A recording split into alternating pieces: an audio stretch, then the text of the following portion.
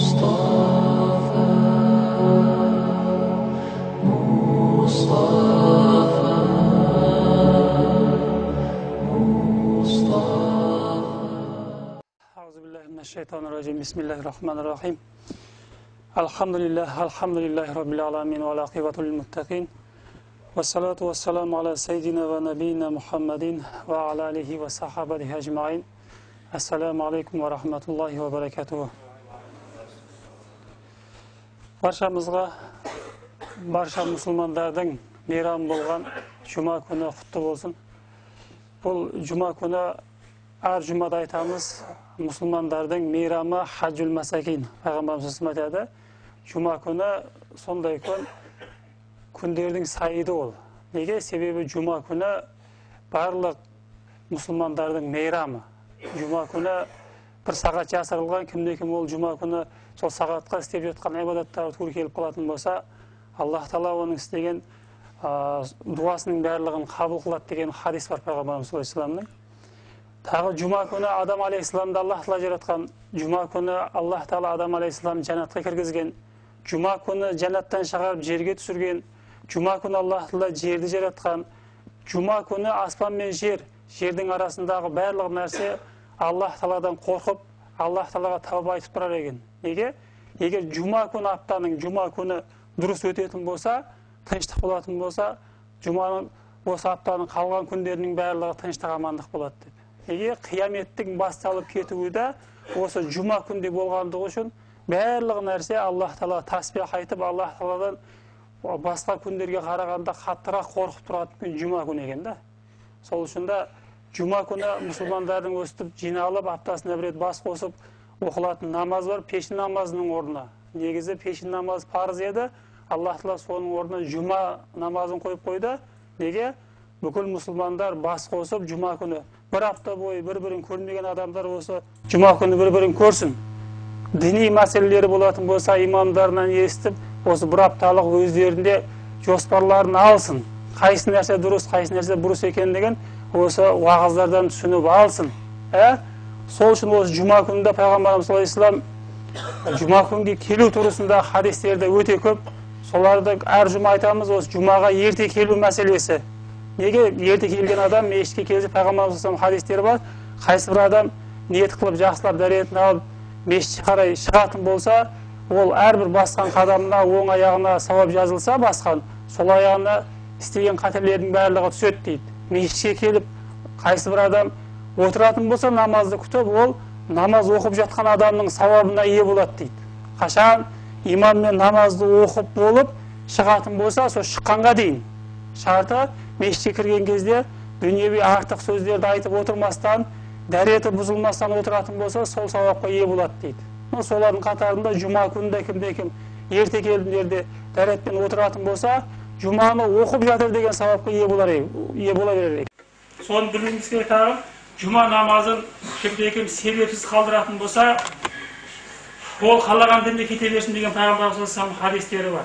Сол үшін Cuma күні әрбір мұсылман аптасына 7 күн болатын болса, барлық күндерін, мысалы, бала шағасын бауға тағам осы рызық несібесін теруге арнаса, аптасындағы бір күнді осы Cuma күнінде Аллаға құлшылық етуге, көбірек Аллах Тағаланы зікір етуге, Аллах Тағалаға ибадат жасауға, Құранды көбірек оқуға, мешіттерді көбірек өткізуге осы Cuma күнді бөліп қоюға Пайғамбарымыз көп қызықтырған еді. Сол үшін Аллах Тағала осы Cuma күннің сауабына жеткен мұсылмандардан болуымызды барлығымызды Аллах Тағала насип етсін. Пайғамбарымыз саллаллаху алейхи вассаламның хадистері өте көп. Сол хадистердің бірі бүгінгі жұмамызда өтетін Пайғамбарымыз саллаллаху алейхи вассалам Абдуллах ибн Аббас разияллаху анхудан риwayat қылынған хадисте айтылып жатыр. Мен дейді, бір күні Пайғамбарымыз саллаллаху алейхи вассаламның арқасында келіп жатқан едім дейді. Сонда Пайғамбарымыз саллаллаху алейхи вассалам мына сөздерді маған айтты дейді. Я ғулам инни уаллиму калимат. Бала, мен саған қазір бірнеше сөздерді үйретемін деді. Оны жадыңда сақтаған, өміріңде істетсін деген мазмұнда. Мен саған бірнеше сөздерді үйретемін қазір. Оны есіңде сақтаған. Біріншісі ихфазиллахи яхфазка. Сен дайым Аллах Тағаланы есте тұтқын. Аллах Тағаланы дайым жаныңда тұтқын. Аллах Тағала сені сақтайды деген. İhfazillah tecid tujahaka. Sen daim Allah Taala'nı zikir ete жүрүң. Қай жерде болсаң да, сонда сен Аллах Тағаланы өзіңнің алдыңда табасың дейді. İza sa'alta fas'alillah. Егер сұрасаң, Алладан сұрағын. Біреуден емес, жақсылықтан емес. Сен сияқты біреу сұраса ашуланатын, берсе қуанатын, дардан емес. Бәлкім сұрамаса ашуланатын Аллах Тағаладан сұрағын. Хадистерде келтіреді, Аллах Тағалаға дуа қылуға көп Құранның аяттарында хадистерде келтірген. Бенде дайым Аллаға құлшылық етсін, Алладан сұрасын, Алладан тілесін, сонда Аллах Тағала разы болар екен де бендесіне қуанар екен. Бірақ қашан бенде Алладан сұрамастан өз бетіне кететін болса, ондайларға Аллах Тағала ашуланар екен. Сол үшін Пайғамбарымыз саллаллаху алейхи ва саллям Набалаға айтып жатыр, Абдуллах ибн Масудқа, Аббасқа сұрасаң Алладан сұра. Ва иза ста'анта фастa'ин биллах. Егер жәрдем сұрайтын болсаң, Алладан сұрағын. Жәрдем сұрасаң Алладан сұрағын. Вa'lam, және білгін, аннал уммата лау иштамат ала янфаука бишей, лам янфаука илля бишейн қод катабаллаху лака. Тағын соны білгін, бүкіл уммат, бүкіл адамзат саған бір нәрседе пайда береміз, жәрдем береміз деп жиналса да, бірақ Аллах Тағала ол нәрсені саған пайда деп жазып қоймаған болса, ешкім саған пайда бере алмай, жәрдем бере алмайды. Аллах Тағала егер саған ол нәрсені пайдалы емес қылып қойған болса, жердің бетіндегі бүкіл адамның барлығы жиналып саған пайда береміз десе де, ешкім саған пайда бере алмайды. Және білген және соны білген бүкіл адамдар сені жоқ қылып жібереміз, осыған зиян береміз деп жиналса да, барлығы бір саған қарсы әрекет қылса, бірақ ол нәрсені Алла жазып қоймаған болса, сенің зияныңа ешкім саған зиян бере алмайды. Руфиятил ақлам ва жаффати сохфу. Себебі тағдырдың барлығы жазылып қойылған, қаламдар көтерілген, уже парақтардың барлығы кеуіп қалған. Мәселен, бұл тағдырдың барлығын жазып қойған. Мына осы хадисте тағын басқа жолдармен басқа сахабалардың риwayat қылған хадистерінде тағын осы хадисті жалпырақ кеңірағымен келтірген екен. Сонда былай айтады: "Ей бала, мен саған бірнеше кәлималарды үйретейін. Аллах Тағала сол кәлималармен айтқан сөздерімен саған осы дүниеде пайдасын береді." Деді де мына сөздерді айтты дейді. Мен айттым: "Е Расулалла, айтың, үйретің. Мен осы сізден үйренген сөздердің барлығын жаттап алайын" деген айтқан едім дейді. Пайғамбарымыз саллаллаху алейхи ва саллям мына сөздерді айтты дейді. "Ихфазиллахи яхфазка." Сен дайым Алланы жадыңда тұтқын, Алла сені жадыңда тұтады. Және Аллах Тағаланы жадында тұту деген не деген десе, ғалымдар айтады, Аллах Тағаланы дайым жадда тұту дегені Аллах Тағаланың бұйрық қойған бұйрықтарын орындау, қайтарып қойған нәрселерден қайту дейді. Аллах Тағала неге бұйырды біз? Ең алғашқы исламның парыздарын тексеріп көретін болса, Пайғамбарымыз саллаллаху алейхи ва саллям айтатын еді ғой, "Бунял ислам ала хамс." Ислам 5 нәрсенің үстіне құралды. Соның біріншісі шахадату ла илаха иллаллах ва Мухаммад расулуллах. Алладан басқа сыйынуға құдай жоқ, Мұхаммед оның елшісі. Екіншісі намаз оқу, үшіншісі Рамазан айында ораза тұту, жағдайлы балалар зекет беру, өмірінде бір рет егер жол күйіс, мал дүние жеткілікті болса, барып келгенше бала шағасы аш қалмайтын жағдайда болатын болса, парыз амал болған мойында хаж амалын орындау еді. Міне осы нәрселер мысалы. Ең бірінші адамға есте сақтау, Алланы мен еске аламын, менің көңілім таза деп біреулер айтады, неге намаз оқымайсың, неге Аллаға бойсынбайсың, неге мешіттерге бармайсың десем, менің көңілім таза, мен аппақпын, ол намазды күнәсі бар адамдар оқиды, дәретті күнәсі бар адамдар алады дейді. Жоқ ағайындар, Аллах Тағаланы еске алатын адамдар, жүрегі таза адамдар, жүрегінде иман бар адамдар таза екен. Кімнің жүрегінде иман болатын болса, кімде-кім Аллах Тағаланы еске алып жүрмін деген атқа ие болмақшы болса, демек ол адамдар шынымен Аллах Тағаланы мына хадисте айтқанда еске алу керек екен. Себебі Аллах Тағаланы еске алу, әзір айтты, Алланың бұйырған барлығын орындау екен. Намаз оқу керек пе демек намазыңды оқын. Ораза тұту керек пе демек оразаны тұтқын. Аллах Тағала харам етіп қойған нәрсенің барлығын тыйылсаң, міне сонда сен Аллах Тағаланы еске алып жатқан адамдардан боласың. Себебі осы Аллах Тағаланы бұйырғандарын істеп, қайтарғандарынан қайтып жүрген адамдарда Аллах Тағала Құран-ы Кәрімде мақтап былай дейді: Estağfirullah. Hazamatu aduna li kulli awwabin hafiz. Man khashiyar rahmana bil gaybi ve caa bi qalbin munib.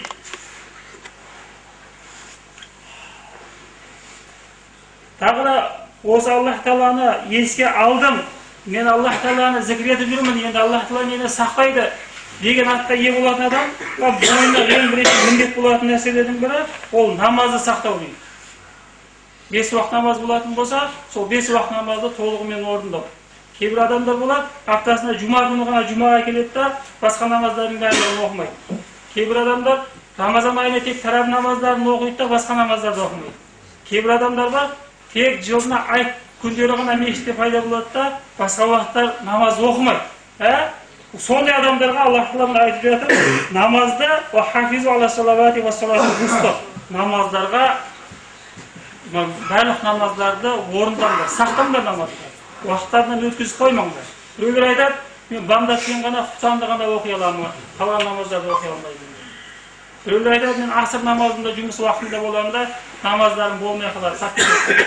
Соны білуіміз керек. Аллах Тағала Құранда айтады, инна салата канат ала куллина китаба мауқута деп. Яғни Аллах Тағала намазды адамдарға уақытылы оқуды парыз еткен, әр намазды өзінің уақытында орындау керек екен. Мына аятта айтып жатқаны, намаздарды сақтаңдар, әсіресе ортаңғы намазы дейді. Ортаңғы намазды әр ғалымдар, ислам шариғатындағы үлкен фиқ ғалымдары әр намазды айтып келген, соның ішінде асыр намазына келіп көбірек тоқтаған. Неге? Себебі бамдат намазында көп адамдар үйінде болады да, орнынан тұрып намазын оқыса, ешқандай жұмыс уақыты әлі басталмаған болады. Оған көп адам үлгірсе болады, жолын тауып оқыса болады. Бесін намазы обедке шыққан уақыт болады. Қандай жұмыс істеп жатқан болса да, тамақтану үшін уақыт ажыратылады. Сағат 1-ден 2-ге шейін немесе осылай 12-ден 1-ге дейін деп та, сол уақытта оқып алса болады пешін намазында. Шам намазында да беймара оқыса болатындығы жұмыстың уақыты біткен, үйіне қайтқан уақыты тура келеді. Құптан намазы ғой, енді үйінде отырған кезде тура келеді. Ең қиын келетін намаз асыр намазы екен. Неге? Жұмыстың қызған уақыты, адамдар жұмысын тастап кете алмайтын, осын бітіріп қойсам болып намазды оқып алам деп адамның көңіліне шайтанның келетін, намазды кешіктіретін уақыты асыр намаз екен. Сол үшін де Аллах Тағала намаздарды сақтаңдар, ортаңғы намазы деп бөліп келтіріп қойып жатыр да. Неге? Ортаңғы намаз асыр намаз екен. Асыр намаздан алдында 2 намаз бар, бамдат пен пешін болатын болса, одан кейін де 2 намаз. Шам мен құфтан. Демек осы намазға қатты көңіл бөліңдер. Неге? 1 сағатта кейін оқимын, ән оқимын, міне оқимын деп күнді батырып қоймаңдар. Себебі кімде-кім бұлай уақытты өткізіп қоятын болса, Пайғамбарымыз саллаллаху алейхи хадисі бар, кімде-кім асыр намазын оқымастан өткізіп қоятын болса, ол адам дейді, үйінен де, бала шағасынан да, қолындағы бар мүлкінде не болатын болса, солардың барлығынан да ажырап қалғаннан да жаман жағдайға түсіпті ол дейді. Әшейін бір ғана асыр намазын қараңыздар. Асыр намазын уақытында оқи алмай қалған адамның жағдайы осындай дейді. Қолында бар мүлкінен ажырап қалған адамнан да жаман жағдайда ол дейді. Енді көп адамдар 5 уақыт намазды оқымай жүр ғой, Аллах Тағала оларға да хидаят берсін. Пайғамбарымыз саллаллаху алейхи ва саллям тағы бір хадисінде айтады, "Ман хафаза алейха кана лаху индаллахи ахадун ан юдхилахул джанната." Кім осы 5 уақыт намазды неге оқимын деп жатады біреулер, неге не керегі бар екен деп жатады. Намаздың керектігі соншалықты, Пайғамбарымыз саллаллаху алейхи ва саллям айтады, кімде-кім намазды сақтап уақытында оқып жүретін болса, ол адамға Аллах Тағаланың уәдесі бар, жәннатқа кіргізуге дейді. Демек, кімде-кім намаз оқып жүретін болса, ол адам мен Алланың арасында уәде бар екен. Аллах Тағала ол адамды жәннатқа кіргізеді. Міне уәде. Не үшін намаз оқу керек, Себебі Адам алейхиссаламды Аллах Тағала ең бірінші жаратқан кезінде жаратып жәннатқа қойған емес пе, Жәннатта Алланың айтқанын істеместен шайтанның васвасасына ұшып, Аллах Тағала тиме деген ағашқа тиіп қойғандығы үшін адам осы жерге түсірілді. Машақат бұл дүние басынан ақырына шейін. Істеу керек емес болған көп жұмыстар бар, көңілін қалайды оны істеуді. Істеу қиын болған көп жұмыстар бар, оны істе деп шариғат бұйырады. Мысалы, жаздың күндері келеді ертең, мысалы, күн ыстықта азынан кешке дейін ораза тұту болмаса қыстың күндері келеді, күн суықта дәрет алу, оның барлығы адамның көңілі қаламайтын нәрсе. Болмаса азанда бамбатқа тұрып намаз оқу, адам көңілі қаламайтын нәрсе қылып алып қарайтын болсаңар, бірақ негізі осының барлығын орындау керек. Бірақ жәннатта өмір сүргенде бұндай міндеттің ешқайсысы болмаған болатын еді, адам тек рахатта өмір сүрген болатын. Осындай дүниеге түсті ма, адам енді осы емтихан дүниесінде Аллах Тағаланың айтқанын істеп, намаздардың барлығын орындайтын болса, алғашқы өзінің мекені болған жәннатқа барады екен. Аллах Тағаланың уәдесі сол екен. Кімде-кім намазды сақтап, намаздарды оқитын болса, Алла мен оның арасындағы уәде Алланың жәннатқа кіргізуі екен.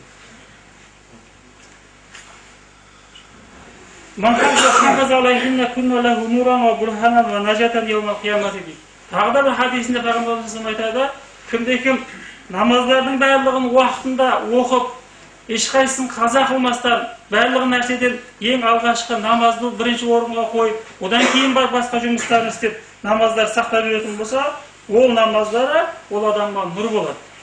Ертең қиямет күні өзіне дәлел болады. Ертең қиямет күні ол адамның құтылатын нәрсесі, тозақтың азабынан құтылатын нәрсесі, құтқаратын нәрсесі осы намазы болады дейді Пайғамбарымыз. Сол сияқты намаздың орны қандай болатын болса, дәреттің орны да сондай екен. Себебі ешкім дәретсіз намаз оқи алмайды. Бірақ өкінішке орай көп адамдар дәретті білмейді, әшейін бетін қолын жуып қояды, немесе дәретханаға кірген кезде арқасын жуып қойса, осыны дәрет деп ойлайды. Өкінішке орай намаз қандай парыз болатын болса, намаздың ішінде сыртында қандай парыздар болса, дәреттің де сондай парыздары бар. Дәреттің де істелуі керек болған нәрселері бар. Дәреттің 4 парызы бар, 15 сүннаты бар. Соның барлығын орындап қана намазға кіруі мүмкін да. Намаздың орны қандай болатын болса, дәреттің орны да сондай дейді. Себебі дәрет ол намаздың кілті. Пайғамбарымыз саллаллаху алейхи ва саллям айтады: "Ла юхафизу алал вузу илля муъминун." Дәретті дайым мүкәммал қылып, дәретті дайым таза қылып алады тек момын адам ғана.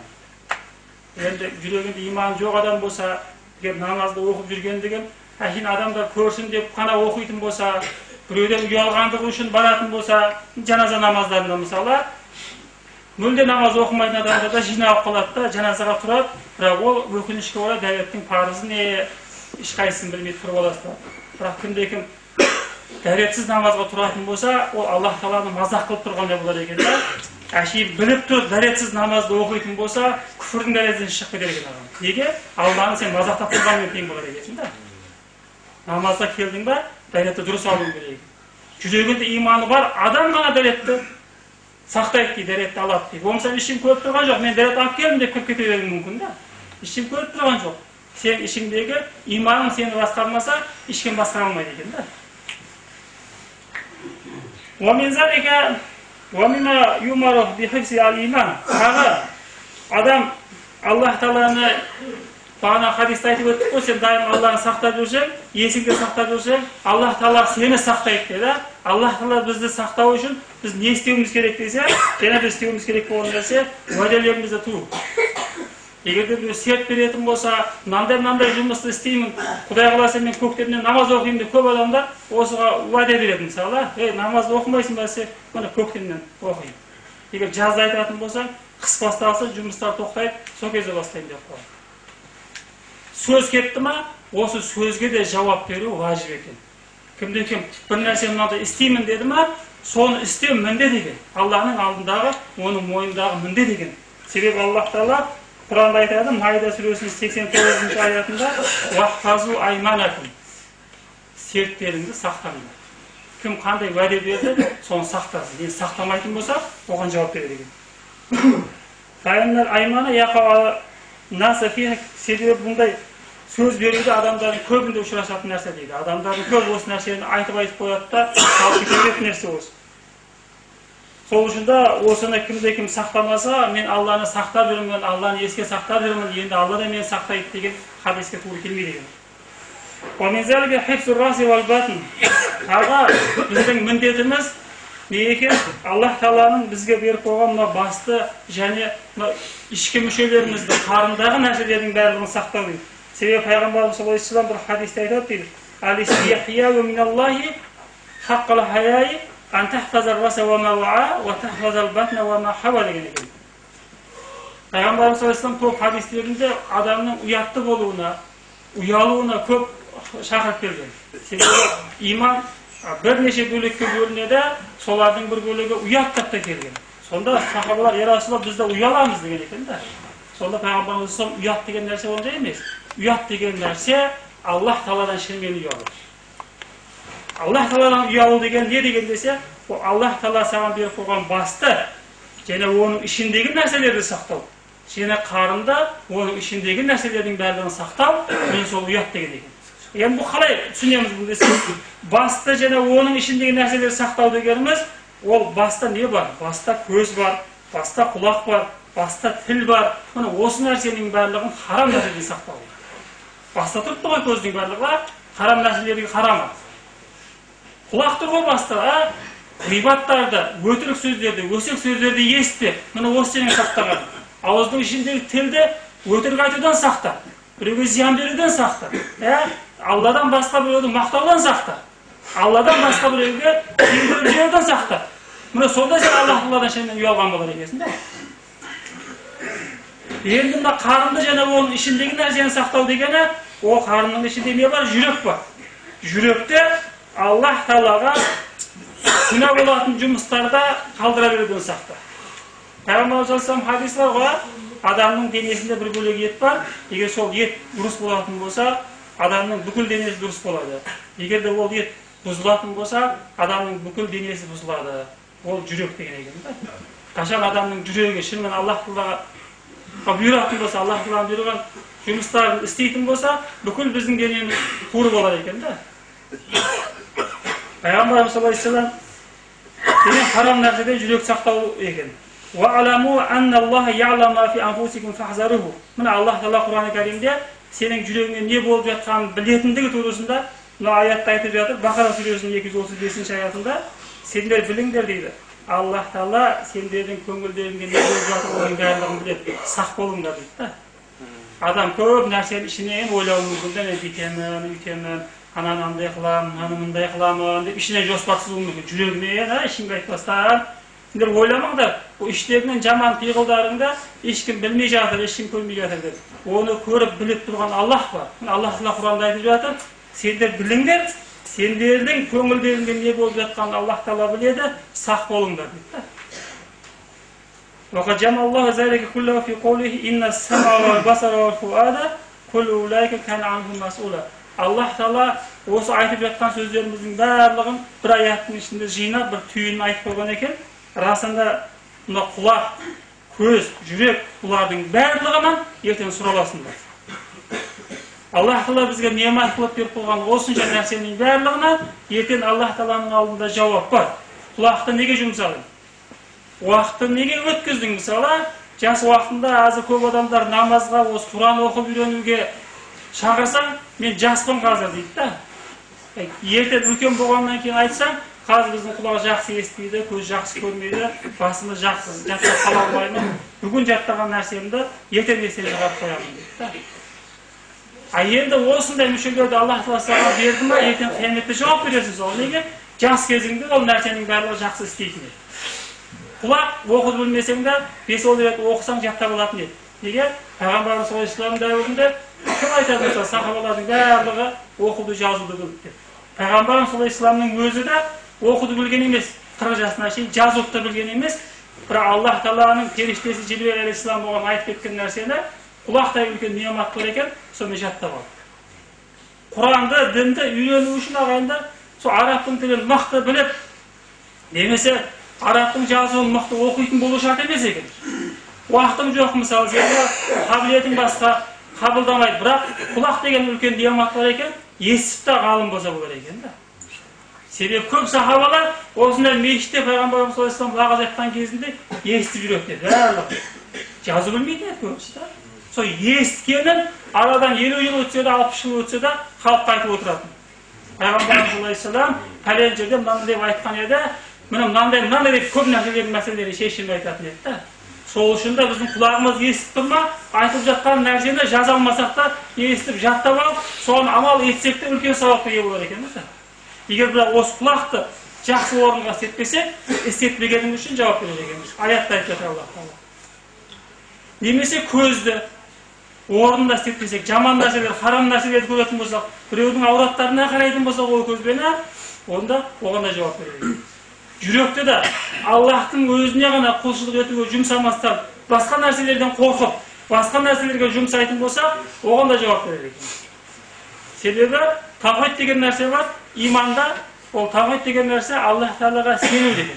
Сенім үшке бөлінеді. Соның біріншісі тавхид рубубия болатын болса, екіншісі улухия, үшіншісі Аллах Тағаланың көркем есім және сипаттары. Кімде-кім мен момынмын, мұсылманмын, Аллах Тағалаға иманым бүтін дейтін болса, осы үшеуі бүтін болар екен. Себебі алдыңғы мушриктерге, біздің діннен алдыңғы басқа тау тастарға, оттарға, көмге, айға, ағаштарға сыйынып жүрген әулиелерге, мысалы қабірлерге сыйынып жүрген адамдардан да барып сұрасам дейді, ай сені жаратқан кім десе, Алла деп жауап беретін құсайды оларда. Бірақ сыйынып жатқан нәрсесі қабір, немесе ағаш, немесе сиыр, немесе күн, немесе тағы басқа нәрсе екен. Рубубия деген нәрсе әрбір мұсылманның иманы үшке бөлінетін болса, соның бірінші бөлігі барлығымыз бүкіл әлемді жаратқан жалғыз Алла деп сенуіміз керек екен. Адамға өмір беретін да, өлім беретін да, ризық беретін да, бұл дүниені жаратқан да, ертең қияметті жарататын да, жәннат пен тозақты жаратқан да Алланың өзі, одан басқа ешкім оған серік болған емес деп сенуіміз керек екен. Екіншісі, сол иманның екінші бөлігі, сол өзіміз сенген Құдайға, сол Құдай айтқандай құлшылық етуіміз керек.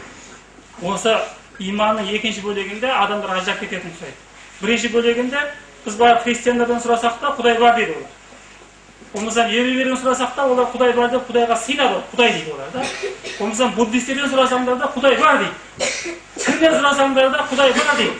Бірақ енді ибадат, құлшылық мәселесіне келген кезінде біреу суретке сыйынып кетеді, біреу тасқа сыйынып кетеді, біреу отқа сыйынып кетеді. Сыйыну мәселесінде адам ажырайды екен. Өкінішке орай, мұсылмандардың ішінде де мен мұсылманмын дейді, ла илаха иллаллах дейді, Алладан басқа Құдай жоқ дейді, бірақ сыйыну мәселесіне келген кезінде Алланың өзіне сыйынбастан адасып кететіндер бар. Қазір мысалы көріп жатырмыз, сұңқар дейміз ба, аққу дейміз ба, тағы басқа дейміз ба, өздерінше бір жол тауып алғанда, өздерінше бір міндеттерді қойып қойған, жылына неше қабірді аралау керек, неше жерге барып түнеу керек, о жерге барып топырағын алып тағам бір нәрсе қылу керек. Бұның барлығы ағайында шірік міне. Осы Аллаға сыйынудан басқа жаққа шығып кеткен да. Үшіншісі бөлегі бар екен, Аллах Тағаланың көркем есім және сипаттарын толығымен мойындап, Аллах Тағала Құранда өзі жайында не айтқан болса, соның барлығын мойындауымыз керек. Одан басқа нәрсені Аллах Тағалаға қосып танымасақ болмайды. Құдай үшеу, оның әйелі бар, оның баласы бар деп кетеді біреулер адасып мысалы. Болмаса Ұзайр Алланың баласы деп кетеді. Болмаса Масих Алланың ұлы деп кетеді. Тағы басқа адасып кетеді да. Аллах Тағала бұл Ихлас сүресінде өзінің кім екенін анық айтып қойса. Пайғамбарымыз саллаллаху алейхи мüşриктерге айтты ғой, Алланың елшісі Мұхаммед бізге Құдайды кім екенін түсіндіріп берген. Қандай ол Құдай десе, Аллах Тағала Пайғамбарымыз саллаллаху алейхи Ихлас сүресін түсірді. Құл хуаллаху ахад. Айтқан оларға Алла жалғыз. Құл хуаллаху ахад. Аллаху самад. Алла мұңсыз, ешкімге мұқтаж емес. Адам мұқтаж болады, жеуге мұқтаж адам, ішуге мұқтаж, шаршаса ұйықтауға мұқтаж. Аллах Тағала еш нәрсеге мұқтаж емес. Аллаху самад, ләм ялид, Алла туылған емес, біреулер айтқандай. Валам юлад, тудырған да емес. Валам якул лаху куфуан ахад, оған ешкім тең емес. Мысалы, қараңыздар. Осы сүре Құранның 3/1-не тең келеді дейді. Құранды ғалымдар үлкен 3 бөлікке бөлетін болса, осы сүрені кімде-кім оқитын болса, Құранның 3/1-ін оқығанмен тең дейді. Неге? Себебі Құранның ішіндегі мағына 3-ке бөлінеді екен да. Соның біріншісі Аллах Тағаланың жалғыз өзіне шақыру болатын болса, бір мағынасы. Екінші мағынасы алдыңғы өткен пайғамбарлардың тарихы. Жер жаратылғаннан бері қанша пайғамбарлар өтті. Олар не істеді? Қауымдар не деп жауап берді? Ақыры не болды? Соны етіп екен. Үшінші бөлегі үкімдер. Үкімдер деген, мысалы, намаз мәселелері, ораза мәселелері, хаж мәселелері, харам, халал мәселелері. Осы 3-ке бөлген кезінде Ихлас сүресі Аллах Тағаланың кім екендігін анық айтып қойған сүре екен да. Сол үшін де кімде-кім Ихлас сүресін оқитын болса, Құранның 3/1-ін оқығанмен тең болады дейді. Bir gün Peygamber sallallahu aleyhi ve sellem sahabalarına aytты. Sендер дейді, қайсы бірлерің күнде Құранды 3/1 оқуға шамаларың жетеді десе, әрекет қылған ұқсайды. Сахабалар әрекет қылады, қараса қиын да. Я Расулалла, бұл қиын екен десе, Ихлас сүресін кімде екен оқитын болса, Құранның 3/1 оқыған болады. Бұлай айтқанда, Ихлас сүресін Құран оқы дегенде кейде 3 рет оқып қояды. Неге? Бүкіл хатымның сауабы боласасын дейді. Бір рет оқыса 3/1 оқыған болады ма? 2 рет оқыса тағым 3 болатын болса, 30 пара Құранның сауабына ие болғандай болады да айтқанда. Сол үшін де Ихлас сүресін 3-тен оқылады да. Ихлас сүресінің сауаптар жайында өте көп хадистер келген. Құда қаласа, Алла нәсіп етсе кейіншелік ол Ихлас сүресіне келгенде айтармыз. Аллах Тағала осы естіген білгендерімізге амал ететін.